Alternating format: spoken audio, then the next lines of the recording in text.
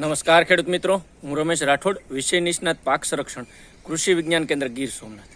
ખેડૂત મિત્રો, આજના આ કાર્યક્રમની અંદર આપ સર્વે મિત્રોનું હાર્દિક સ્વાગત છે.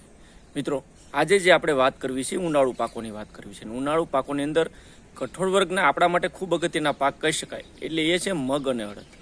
આમ તો મોટાભાગના વિસ્તારોની અંદર આ બંને પાકમાંથી કોઈ પણ પાકનું વાવેતર મિત્રો આપણે કરતા હોઈએ છીએ, પરંતુ આ પાકની અંદર જેમ જેમ ધીમે ધીમે આગળ અવસ્થા વધતી જાય એમ સમસ્યાઓ પણ શરૂ થાય. શરૂઆતમાં આપણે જોયું કોકડીની સમસ્યા, એટલે કે થ્રિપ્સ અને સફેદ માખી, મોલોમસી જેવી જીવાતોને લીધે પાન કોકડાવાનો પ્રશ્ન હતો. ત્યારબાદ ધીમે ધીમે જેમ વૃદ્ધિ અને વિકાસ આગળ વધે એમ મગ અને અડદ જેવા પાકોની અંદર ટપકાવાળી ઈયળ અથવા તો જે ઈયળનું નુકસાન છે એ ખાસ કરીને આ પાકની અંદર જોવા મળતું હોય, અને એ નુકસાન જ્યારે જોવા મળે, જો એનું આપણે સંકલિત રીતે નિયંત્રણ ન કરીએ તો ઘણું બધું આર્થિક રીતે પણ નુકસાન થતું હોય અને ઉત્પાદનની અંદર પણ અસર પડતી હોય. તો મિત્રો, આ જે ટપકાવાળી ઈયળ છે એને ઓળખવી, એનું નુકસાનને જાણવું અને ત્યારબાદ એના નિયંત્રણના પગલાં ભરવા ખૂબ જરૂરી બની જતા હોય. અને આ વિષય ઉપર આજે મારે આ વિડીયોની અંદર સવિસ્તારથી વાત કરવી છે. જીવાતની ઓળખ કેવી હોય, એનું નુકસાન કેવું હોય અને નિયંત્રણના ક્યાં પગલાં હોય. તો મિત્રો, વિડીયો પૂરેપૂરો જોઈએ. અને વિડીયો શરૂ કરવું પહેલાં હર હંમેશની જેમ આપને વિનંતી કરતો હોઉં છું કે મિત્રો, આપ આ ચેનલની અંદર નવા હો, મારા વિડીયો તમને સમયસર ન મળતા હોય તો આ ચેનલને સબસ્ક્રાઈબ કરી લો. આ ચેનલને સબસ્ક્રાઈબ કર્યા બાદ ઘંટડીના બટન ઉપર ક્લિક કરશો એટલે ઓલ નોટિફિકેશન આવી જશે અને તમામ પ્રકારના વિડીયો તમને સમયસર મળતા થશે. અને આ વિડીયો મળ્યા પછી અથવા તમે જોયા પછી જો તમને ગમે, તમને ઉપયોગી લાગે તો અંગૂઠાના નિશાન ઉપર ક્લિક કરી દેજો અને ત્યારબાદ આ વિડીયોને બીજા મિત્રોને પણ શેર કરી દેજો. મિત્રો, જ્યારે પણ મગ અને અડદ જેવા પાકોની અંદર આ ઈયળના નુકસાનની વાત આવે તો એની ઓળખ કરવી ખૂબ જરૂરી હોય. સામાન્ય રીતે મિત્રો, આપણે ખેડૂત તરીકે કોઈ પણ જીવાતને પહેલાં ઓળખશું તો જ એનું નિયંત્રણ કરીશું. ઓળખા વગરની કોઈ આડેધડ દવાઓના ખર્ચા કરવાથી કોઈ ફાયદો નહીં થાય, તમારું નુકસાન વધારે થશે. ગામની અંદર, બજારની અંદર લોકો કેમ દવા તમને આપે મને ખ્યાલ નથી, પરંતુ એક ખેડૂત તરીકે, એક પ્રગતિશીલ ખેડૂત તરીકે તમને જાગૃત કરવા એ મારી ફરજ છે અને નૈતિક ફરજના ભાગરૂપે હું તમને દરેક પાકોની અંદર દરેક જે સમસ્યાઓ છે, જીવાતની, રોગની, ખાતર વ્યવસ્થાપનની, આ બધા ઉપર આ મુદ્દાઓની વાત કરતો હોઉં છું.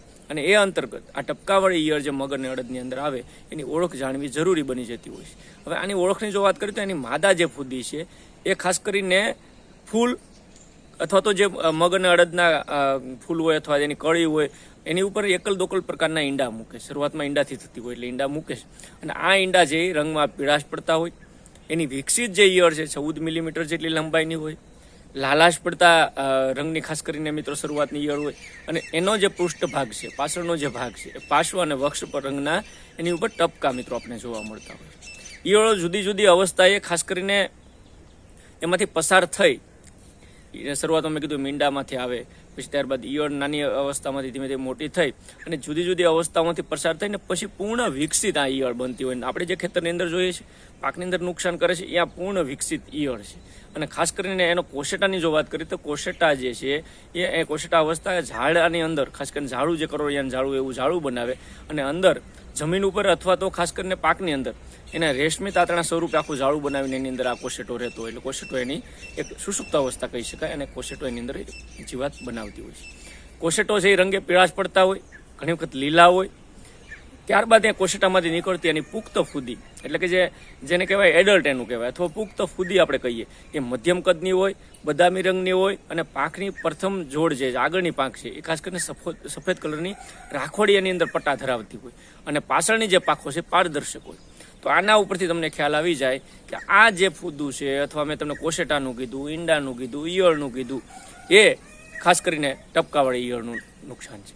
હવે મિત્રો, બીજો જે અગત્યનો મુદ્દો આવે નુકસાનનો આવે, તો ખાસ કરીને આ ટપકાવાળી ઈયળનું જે નુકસાન છે એ ઈયળ અવસ્થા એની જે નુકસાન કરતી હોય એ ખાસ કરીને ઈયળ અવસ્થા એની ફૂલ, કળી અથવા તો શીંગોને ભેગી કરીને એક ઝાડું બનાવે અને ઝાડાની અંદર રહી અને ખાસ કરીને એની અંદર દાખલ થઈ અને નુકસાન કરતી હોય. એટલે આ ઝાડામાં એક તો રહેતી હોય. બીજું જે આપણી અલગ અલગ અવસ્થાઓ છે, ખાસ કરીને શીંગ અવસ્થા હોય ઘણી વખત, તો શીંગની અંદર ઘૂસી અને નુકસાન કરવાનું કરતી હોય, અને એની ઉપરનું જે કાણું હોય એ ઘણી વખત અંગારથી ભરાઈ જતું હોય. એટલે આ જે ખાસ છે એની નુકસાનની ઓળખ છે. એટલે નુકસાનની ઓળખ જાણ્યા પછી પણ તમે મિત્રો નિયંત્રણના પગલાઓ ભરી શકો. અને હવે અગત્યની મહત્વની બાબત આવે કે એનું સંકલિત રીતે નિયંત્રણ કેમ કરવું. આ ઈયળ આવી ગઈ, જોઈ લીધી, ઓળખ થઈ ગઈ, નુકસાનની ખ્યાલ આવી ગયો, તો હવે સંકલિત નિયંત્રણ કેમ કરવું. અને ખાસ કરીને સંકલિત નિયંત્રણ માટે હું હંમેશા વાત કરતો હોઉં કે ફક્ત કેમિકલ દવાઓ જ નહીં, એના સિવાયના અલગ અલગ ઉપાયો આપણે કરવા જોઈએ. એની અંદર ખાસ કરીને જમીનમાં જો ઊંડી ખેડ કરી અને દિવસ દરમિયાન આ ખાસ કરીને જમીન તપતી હોય, જ્યારે પણ ઉનાળાની અંદર પણ આ બધી કોશેટા અવસ્થાઓ ખાસ રહેતી હોય તો જમીન જો તપે તો એની અંદરથી કોશેટા બહાર આવી જતા હોય, અથવા તો ખેડ કરવામાં આવે જ્યારે કોશેટા બહાર આવે અને પક્ષીઓ દ્વારા તમે જોતા હશો વીણાય અને નાશ થતો હોય. તો આ પ્રકારે આ ફક્ત એક જ જીવાતની વાત નથી કરતો, અન્ય જીવાતો પણ લાગુ પડે. તો આ જમીનની જે ખેડ થાય, ઊંડી ખેડ થાય દિવસ દરમિયાન, ઉનાળાની અંદર ખાસ ખેડ થાય, એ તપતી હોય તો પણ આવતા વર્ષોમાં આપણે એનો ફાયદો મળતો હોય ને એની અવસ્થાને આપણે અટકાવી શકતા હોય. બીજો મુદ્દો છે આની અંદર પ્રકાશ પિંજર. ખૂબ કામની વસ્તુ છે, લાઇટ ટ્રેપ જેને આપણે કહીએ. બજારની અંદર ગવર્મેન્ટની સબસિડીની યોજનામાં પણ મળતા હોય. હું તમને ફોટોગ્રાફ સાથે બતાવું છું કે આ લાઇટ પિંજર અથવા તો તમે પ્રકાશ પિંજર કહો, લાઇટ ટ્રેપ કહો, એ ખાસ કરીને જો હેક્ટર દીઠ 1 થી 2ની સંખ્યામાં આપણે ખેતરમાં ગોઠવીએ, હેક્ટર એટલે 100 ગુઠા, અથવા એકર દીઠ તમે એક ગોઠવો, તો એની અંદર જે પણ ફુદાઓ છે લાઇટના લીધે સાંજના સમયે, ખાસ કરીને દિવસ આઠમાં પછી આપણે લાઇટ શરૂ કરવાની છે, 11 વાગ્યા સુધી લાઇટ જો આપણે આ લાઇટ ટ્રેપનો ઉપયોગ કરીએ તો ફુદાઓ એની અંદર પાણીની અંદર ખાસ કરીને પડતા હોય અને એનો નાશ કરીને આપણે જીવાતોની અવસ્થાઓને આગળ ખાસ કરીને અટકાવી શકતા હોય. ઈંડાના સમૂહ છે અથવા એની જુદા જુદા તબક્કાની જે ઈયળો છે એને હાથથી ભીણીને પણ મિત્રો નાશ કરી શકાય. એ પણ એક ખૂબ સારી પદ્ધતિ છે કે એનાથી પણ આપણે કંટ્રોલ કરી શકીએ.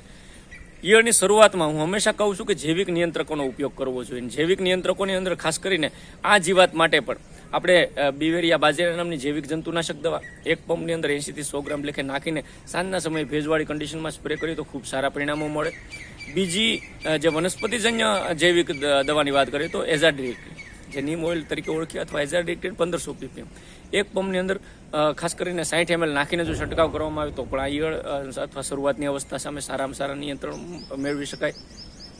તો આ બિવેરિયા અથવા નીમ ઓઇલનો પણ ઉપયોગ કરીને મિત્રો આપણે સારા નિયંત્રણો શરૂઆતમાં જૈવિક રીતે કરી શકીએ. જે મિત્રો પ્રાકૃતિક ખેતી કરે છે એની મારે ખાસ ભલામણ છે કે 10 પાણી અર્ક અથવા અગ્નિસ્ત્ર, બ્રહ્માસ્ત્ર, નિમાસ્ત્ર જેવા ઇનપુટો પ્રાકૃતિક ખેતીના ઉપયોગ કરીને પણ મિત્રો આપણે આ ઈયળોને ખાસ કરીને અટકાવી શકતા હોય તો એ પ્રાકૃતિક રીતે પણ નિયંત્રણ થતું.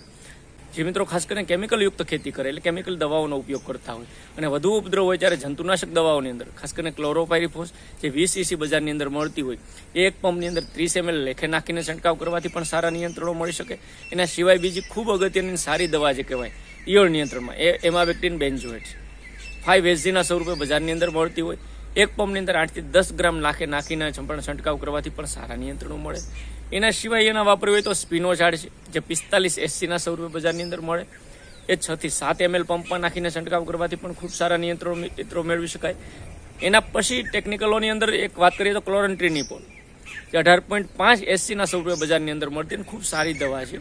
એ 5 થી 6 ml પંપમાં નાખીને છંટકાવ કરીએ તો પણ આ ઈયળ નિયંત્રણમાં ખૂબ સારી રીતે આપણે નિયંત્રણ કરી શકીએ. અને આ બધી જે છે એ દવાઓ જ્યારે પણ વાપરીએ તો મારી તો ખાસ વિનંતી હોય કે જમીનની અંદર જ્યારે પૂરતો ભેજ હોય એટલે પિયત આપ્યા પછી જ વાપરીએ, સાંજના સમયે વાપરીએ. દવાઓના પ્રમાણ ખૂબ કાળજીપૂર્વક ધ્યાને રાખીએ, કારણ કે જે કેમિકલ દવા વાપરો છો એ કેમિકલ દવાઓના પ્રમાણ વધવાથી, કારણ કે આ ખાદ્ય મગ અને અડદ જેવા પાકોને આપણે ખાદ્ય ખોરાક તરીકે ઉપયોગ કરતા હોય તો એનું પ્રમાણ વધારે ન જાય, એનું ઝેરની અસર વધારે ન રહે. અને આવતા દિવસોમાં આ ઝેરી કેમિકલ મુક્ત ખેતીની અંદર પણ આવવું હોય તો ધીમે ધીમે મેં આગળના ઉપાય કીધા એમ ખાસ કરીને જૈવિક નિયંત્રકો અથવા પ્રાકૃતિક ખેતીના ઉપાયો પણ અપનાવીને મિત્રો સારામાં સારું નિયંત્રણ આપણે મેળવી શકીએ. તો આ જે આખી વાત હતી એ મગ અને અડદ જેવા પાકોની અંદર ટપકાવાળી જે ઈયળ આવે અથવા ઈયળનું જે નુકસાન થતું હોય એ નુકસાનમાંથી કેમ ઉગરી શકાય, નુકસાનને કેમ ઘટાડી શકાય, સારો હેલ્ધી તંદુરસ્ત પાક કેમ કરી શકાય, એ મુદ્દા ઉપરની ખાસ મિત્રો વાતો હતી. મને લાગે કે મિત્રો જે મિત્રોએ મગ અને અડદનું વાવેતર કર્યું છે એને આ બધા જ મુદ્દાઓ લાગવું પડે.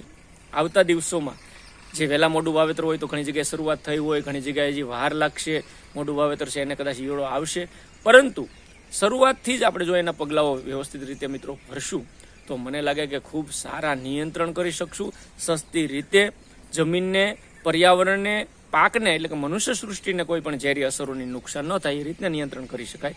અને ખાસ આ ઉનાળુ ઋતુની અંદર પણ જ્યારે મિત્રો મધમાખી દ્વારા પોલિનેશનની પ્રક્રિયા બનતી હોય મગ અડદ જેવા પાકોની અંદર, એટલા માટે મેં કીધું કે જૈવિક નિયંત્રકો અથવા પ્રાકૃતિક ખેતીના ઉપાયો ઉપર વધારે જોર દેજો.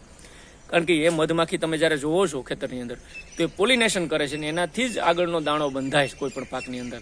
તો પોલિનેશનમાં પણ મધમાખીનો રોલ હોય. તો હરમેશ મધમાખીને બચાવવા માટે પણ કેમિકલોનો ઓછામાં ઓછો ઉપયોગ કરીએ. જરૂર લાગે તો જ આર્થિક સમય માત્રા વટાવે જ્યારે જીવાતો નુકસાન આર્થિક રીતે પાકની અંદર કરે તો જ જંતુનાશક દવાઓનો ઉપયોગ કરીએ.